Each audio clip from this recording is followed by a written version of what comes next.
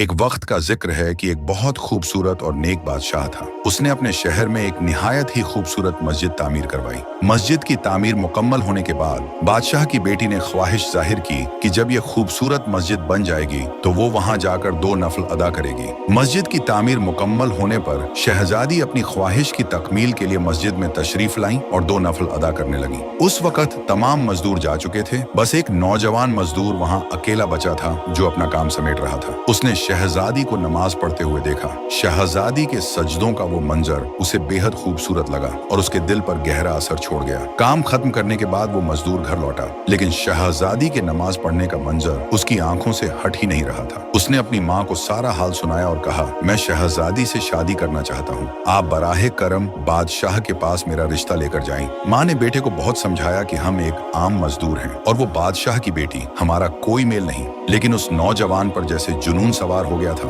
وہ دن رات اسی سوچ میں غرق رہتا، نہ کھانا کھاتا نہ کام کرتا۔ اس کی حالت دن بدن بگڑتی چلی گئی، یہاں تک کہ وہ مرنے کے قریب ہو گیا۔ بیٹے کی یہ حالت دیکھ کر ماں بہت پریشان ہوئی اور مجبوراً بادشاہ کے پاس پہنچی۔ اس نے بادشاہ کو اپنے بیٹے کی ساری کہانی سنائی۔ بادشاہ نے بڑے تحمل سے اس کی بات سنی اور کہا، اگر آپ کا بیٹا 40 راتیں مسجد میں تمام لوگوں کے جانے کے بعد قیام کرے تو میں اس کی شادی اپنی بیٹی سے کر دوں گا۔ بادشاہ نے یہ بھی کہا کہ اس کی نگرانی کی جائے گی اور اگر وہ ایک رات بھی نہ آیا تو یہ رشتہ نہیں ہو پائے گا۔ ماں نے گھر آ کر بیٹے کو بادشاہ کی شرط بتائی۔ وہ نوجوان فوراً تیار ہو گیا۔ ہر رات جب سب نمازی چلے جاتے وہ مسجد میں قیام کے لیے جاتا۔ وہ اللہ کے حضور سجدے کرتا، دعائیں مانگتا اور اس کی عبادت میں کھو جاتا۔ 1 2 3 کرتے کرتے 40 راتیں گزر گئیں، لیکن نوجوان بادشاہ کے پاس نہیں گیا، بلکہ وہ کئی اور راتیں بھی مسجد میں ہی گزارتا رہا۔ جب کافی دن گزر گئے اور وہ نوجوان بادشاہ کے پاس نہیں آیا تو بادشاہ نے اسے اپنے محل میں بلوایا۔ بادشاہ نے اس سے پوچھا، کیا تم نے میری شرط پوری کی؟